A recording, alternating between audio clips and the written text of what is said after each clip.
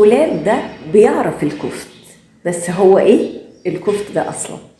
للكفت ليها تفسيرين. التفسير الاول بيرجع الى الغشاء الرقيق اللي بيكون موجود ما بين وريقات البصر، واللي بيستخدمه الطلاب ويفحصوه تحت الميكروسكوب عشان يعرفوا تركيب الخلية النباتية ايه.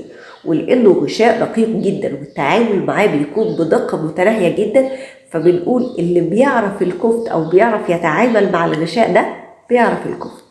بقى بالنسبة للتفسير التاني فهو بيرجع إلى فن التجفيف، واللي معروف عن فن التجفيف إن هو فن غاية في الدقة والجمال، لأنه بيحول قطعة معدنية رخيصة الثمن زي النحاس مثلا إلى قطعة ذات قيمة اقتصادية وفنية عالية، بإن هو بيطعمها بمعدن تاني غالي زي الذهب والفضة. والتطعيمات دي بتكون على شكل نقوشات في غاية في الدقة والرقي، فعشان كده اللي بيعمل الفن ده بيكون دقيق جدا عشان تطلع الرسومات في أبهى صورها. وبالتالي اللي بيعرف الفن ده بنقول عليه بيعرف الكفت. وانت بقى في حياتك اللي يعرف الكفت ترجعه للتفسير الأول ولا للتاني؟